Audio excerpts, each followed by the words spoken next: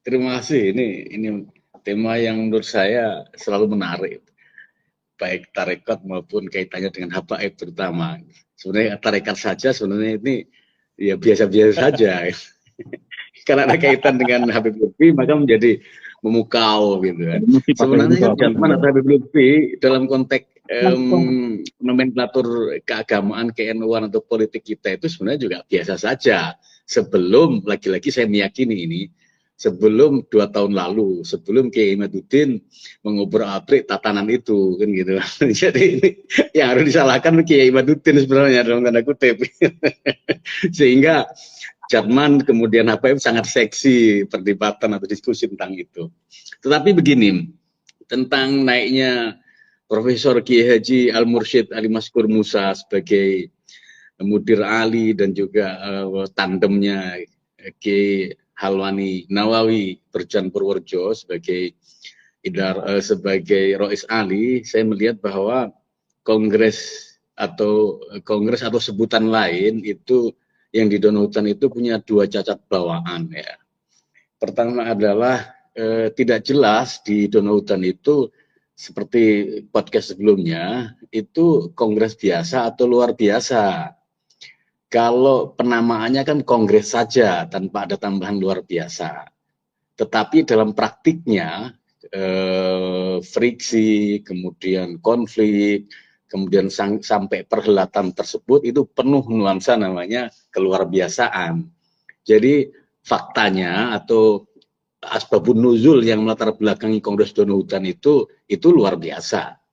Maka dan sampai sekarang tidak ada clearance, tidak ada penjelasan dari Ali Maskur ya, dan dari Keramat Raya dari PBNU tentang apakah itu kongres biasa atau luar biasa. Itu catat bawaan pertama.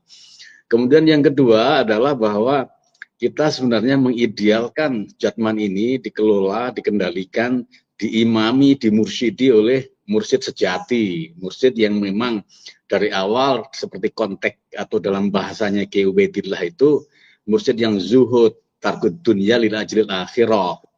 Nah, sementara kalau kita flashback ke belakang, latar belakang dua beliau ini, Kiai Halwani Nawawi ini adalah politisi Golkar. Kemudian setelah itu jadi anggota DPD. Ini harus dikasih tekan ini. Bukan, dia Golkar. Sementara Ali Maskur seperti tulisan-tulisan yang saya baca tadi itu mantan salah satu ketua DPP PKB, bahkan pernah jadi ketua fraksi DPR RI PKB di awal-awal itu. Nah, apa namanya? Ini cacat bawaan ini. Kita tidak bisa melepas kegolkaran di dalam tubuh Kiai Halwani, sama kita juga tidak bisa menanggalkan kePKB-annya Ali Maskur. Nah, ini kan bukan ideal. Oke, kita tidak bicara soal idealitas sekarang. Kemudian kalau sebutan muktamar dan kongres, orang persoalkan bahwa Habib Lutfi pakai kata-kata muktamar bukan kongres, padahal Barnom itu kongres. Nah, kalau itu kan perlu adanya semacam istiqomah atau konsistensi penggunaan istilah, ada linearitas. Oke, kalau Barnom itu pakai kongres, ya Barnom atau sebutan atau apapun namanya, pimpinannya namanya ketua umum. Kemudian ada sekjen di situ, nggak usah pakai nomenklatur yang aneh-aneh. Kalau memang harus ada penyeragaman konsistensi penggunaan istilah ini. Kalau memang persoalkan muktamar, ya jangan pakai idaroh Ali, jangan pakai mudir Ali, pakai aja ketua umum atau istilah lain. Itu konsistensi digunakan. Terlepas dari persoalan misal ada muslimat yang nggak kongres-kongres, ansor yang kongresnya molor dan lain-lain. Ini soal-soal lain. Tetapi yang ketiga saya ingin bicara soal ada 2 karya yang luar biasa itu tentang orang-orang tarekat ya. Pertama adalah bukunya Zamakhsyari Dhofir, yang itu hasil riset magister di Monash University, judulnya adalah Tradisi Pesantren. Kemudian buku kedua adalah bukunya Martin van Bruinissen, Kitab Kuning Tarekat dan Madrasah, atau Kitab Kuning Tarekat dan Pesantren. Nah, 2 buku itu berbicara sebenarnya titik tekannya adalah objek orang-orang pesantren. Hampir mirip hasil riset itu. Pertama adalah bahwa akar tradisi pesantren itu dibangun oleh kitab kuning. Nah, kemudian akar tradisi tarekat itu dibangun oleh pesantren. Artinya apa?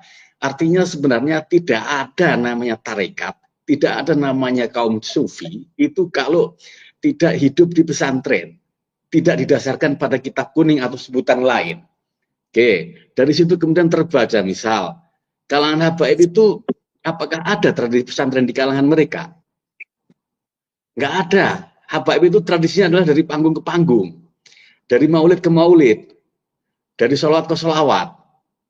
Itu pertama. Kemudian apakah ada tradisi kitab kuning di habaib? Tidak ada. Mereka cerita soal halusinasi, soal mistisisme dan lain-lain. Itu bahasa tutur, bahasa lisan, bukan bahasa tulis. Makanya kan kalau kita dalam tanda kutip memaksakan habaib, Habib Lutfi dalam konteks ini untuk mengendalikan tarekat, mengendalikan jatman, kita tidak punya dua pijakan kaki tarekat itu.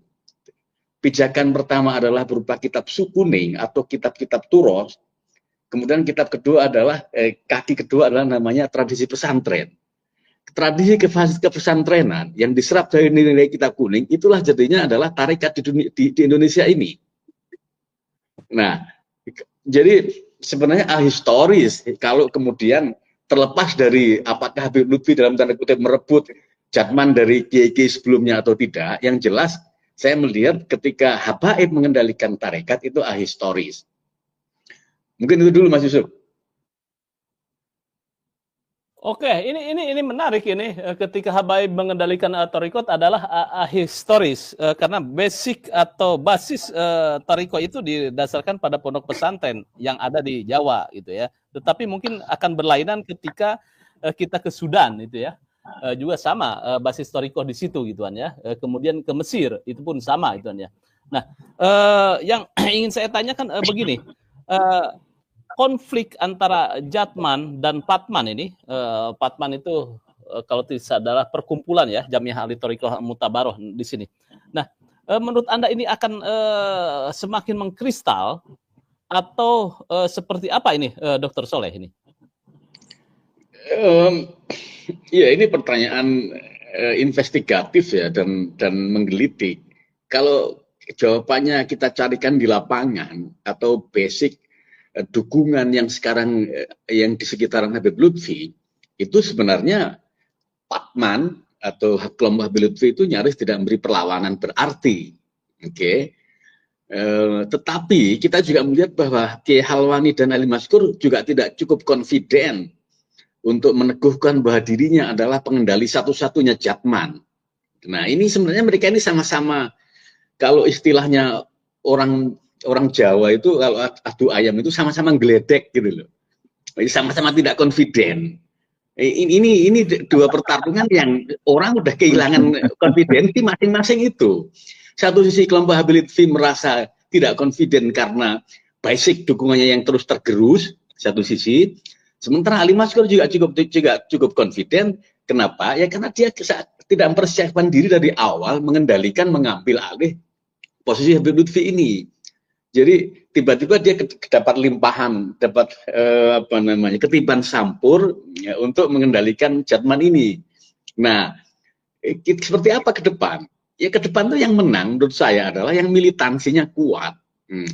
Oke, kita melihat misalnya jatman di Jawa Barat itu masih ada dualisme menurut saya dan sama-sama terjadi friksi. Sementara di Jawa Tengah sendiri, terlepas dari apa yang disebut Kiai Ubed tentang di Dono Hutan, itu di Jawa Tengah sendiri juga terjadi dualisme yang menurut saya itu 50-50.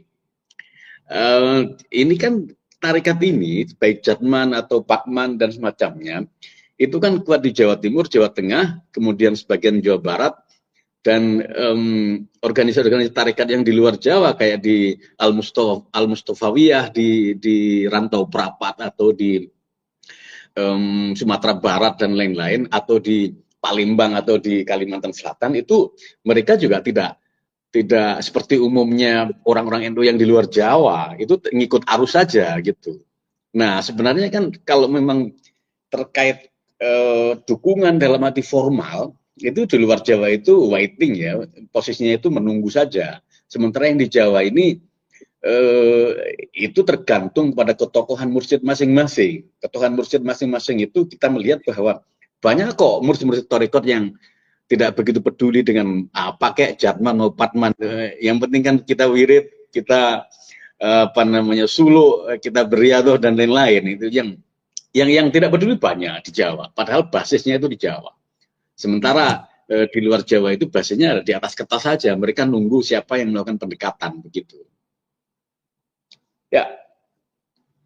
Oke, ini menarik bahwa pernyataan keras dari Ketua PWNU Jawa Barat pun Kang Juhad mengatakan bahwa dilarang pengurus Jatman untuk menghadiri muktamar atau acara Patman.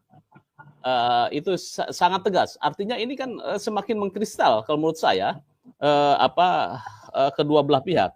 Yang kedua, ditegaskan perlu mungkin penegasan di sini bahwa Jatman itu adalah Banom bukan ormas, walaupun dia punya AHU itu ya. Ini yang perlu dijelaskan. Kalau sama-sama ormas ini akan menjadi keluar lagi dari perspektif organisasi ini. Nah, artinya menurut Anda ini ketika kedua-duanya bertarung di sini, Dr. Soleh, yang satu tetap kekeh dengan muktamar, kemudian juga yang satu mengikuti PBNU. Dari sisi legal formal, menurut Anda, ini lebih kemana ini? Apakah yang memiliki kekuatan hukum adalah Jatman versus PBNU atau yang Habib Lutfi versus muktamar?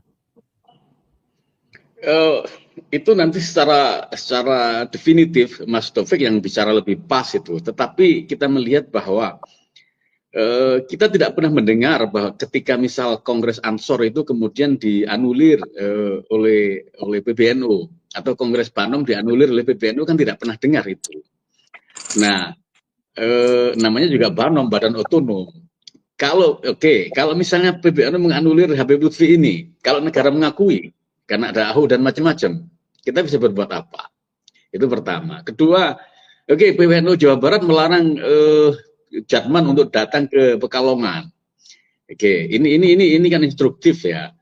Tetapi kita lihat misal di lapangan, apakah wibawa ketua PWNU Jawa Barat itu bisa atau melebihi wibawanya katakanlah Pamijahan atau nanti kami lebih tahu lah di Ciamis misalnya, mursyid-mursyid yang ada di sana. Kira-kira bisa nggak? Atau yang di Banten? Kalau Banten mungkin karena pengaruh Kiai Imaduddin mungkin bisa dikendalikan. Nah, Jawa Barat ini kan saya tidak melihat bahwa ketua PWNU itu pamornya itu bisa mengalahkan mursyid-mursyid di Jawa Barat sekitarnya.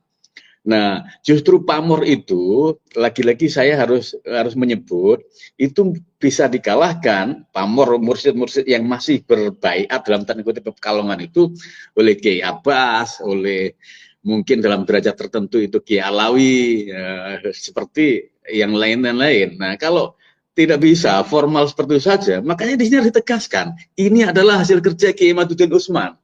Sehingga menjadi mudah PBNU untuk take over, menjadi mudah bagi PWNU Jawa Barat untuk mengendalikan orang-orangnya itu. Kalau nggak ada Kiai Imaduddin, udahlah. Iya. Ya. Oke, Dr. Soleh, terima kasih. Kemarin saya juga kontak Ketua Jatman Pangandaran, kebetulan abas saya. Bagaimana katanya? Oh,